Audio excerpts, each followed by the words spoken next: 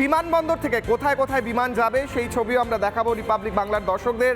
এই মুহূর্তে যে বিমানবন্দর উদ্বোধন করতে চলেছেন প্রধানমন্ত্রী, যেখানে অনুষ্ঠান হচ্ছে, যে ছবি দেখাচ্ছি বিমানবন্দরের ছবি, বিমানবন্দরের শেষ মুহূর্তে প্রস্তুতি চলছে। একদিকে রামবনি যে আর্ট বলা হয়, যে সেই আর্ট রয়েছে, অন্যদিকে বিমানবন্দরের প্রবেশপথ সাজিয়ে তোলা হয়েছে এবং তারই সঙ্গে সঙ্গে যেই যেই জায়গাগুলোতে বিমানবন্দর থেকে বিমান ছাড়বে সেটাও আমরা দেখাবো। শেষ মুহূর্তের প্রস্তুতি হিসেবে বিমানবন্দরের প্রবেশপথ থেকে শুরু করে প্রত্যেকটি জায়গা তৈরি করা হচ্ছে। অযোধ্যা থেকে দিল্লি থেকে অযোধ্যা, অযোধ্যা থেকে দিল্লি, অযোধ্যা থেকে বেঙ্গালুরু, বেঙ্গালুরু থেকে অযোধ্যা, কলকাতা থেকে অযোধ্যা এবং অযোধ্যা থেকে কলকাতা, এই তিনটে জায়গায় বিমান প্রাথমিকভাবে চলাচল শুরু করবে মহর্ষি বাল্মীকি আন্তর্জাতিক বিমানবন্দর থেকে। তারপরে আরও বেশ কয়েকটি শহরও এই লিস্টের মধ্যে যুক্ত হবে এবং আরও বেশ কয়েকটি শহরেও যাতায়াত করা যাবে। এই শহরগুলো রয়েছে। এরপর যেদিকে নজর রাখতেই হচ্ছে তা হলো রেলওয়ে স্টেশন। নতুনভাবে যে রেলওয়ে স্টেশন তৈরি হচ্ছে অযোধ্যা ধাম রেলওয়ে স্টেশন, যে রেলওয়ে স্টেশন ছিল, যে রেল স্টেশন ছিল তাকে নতুন করে সাজিয়ে তুলে প্রধানমন্ত্রী আজকে উদ্বোধন করবেন এবং সেখান থেকে বেশ কয়েকটি জায়গায় উদ্বোধন, বেশ কয়েকটি নতুন ট্রেনেরও উদ্বোধন করছেন প্রধানমন্ত্রী।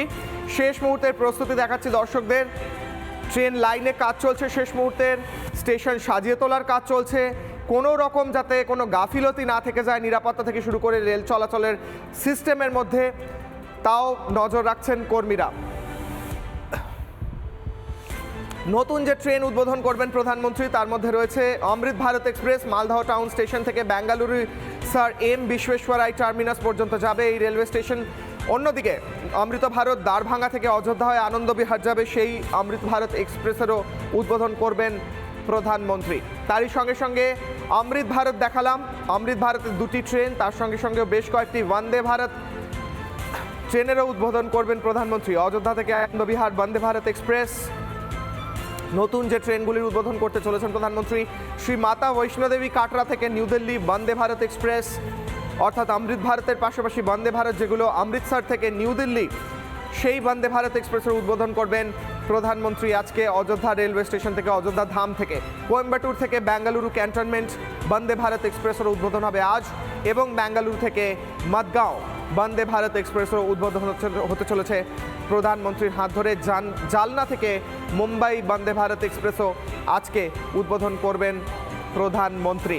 অর্থাৎ বেশ কয়েকটি ট্রেন একদিকে যেমন পাচ্ছে দেশ, তারই সঙ্গে সঙ্গে নতুন রেলওয়ে স্টেশন। অমৃত ভারত ট্রেনটি দেখাচ্ছি, অপেক্ষায় রয়েছে অমৃত ভারত এক্সপ্রেস।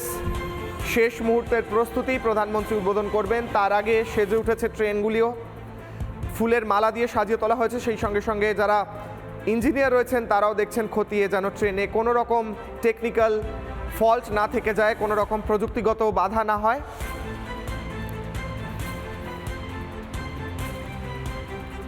প্রধানমন্ত্রী নরেন্দ্র মোদীর আসতে আর কয়েক ঘন্টা বাকি, যেমনটা পৌলমী দেখাচ্ছিল। একদিকে বিমানবন্দরের বাইরে সব রকমের প্রস্তুতি এবং সাংস্কৃতিক অনুষ্ঠানেরও প্রস্তুতি হয়ে গিয়েছে, অপরদিকে বিট্টু যেটা দেখাচ্ছিল ধর্মপথ প্রস্তুত হয়ে গিয়েছে প্রধানমন্ত্রীকে স্বাগত জানাতে।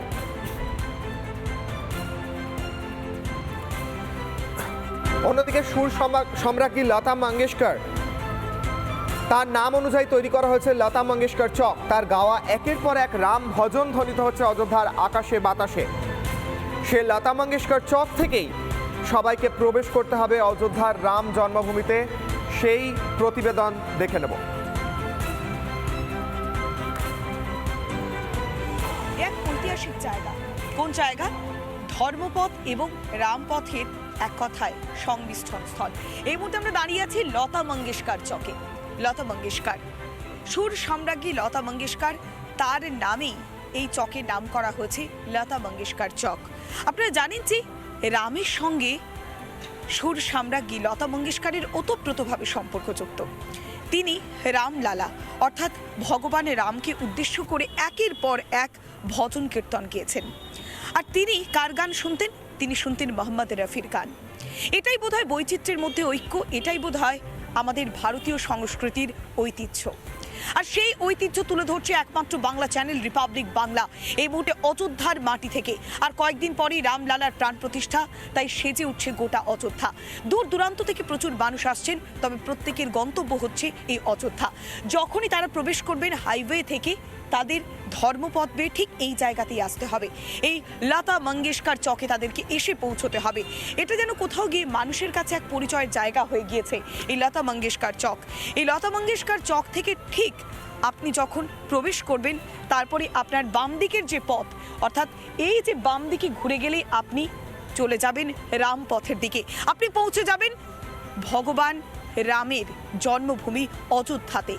সেই জন্মক্ষেত্রে এখন সাজো সাজো রব, প্রাণ প্রতিষ্ঠার মাত্র কয়েকটা দিনের অপেক্ষা। তাই গোটা অযোধ্যা উৎসবের আবহে মেতে উঠেছে। ক্যামেরায় দেবব্রত বসুর সঙ্গে পৌলমী দাস, রিপাবলিক বাংলা, অযোধ্যা।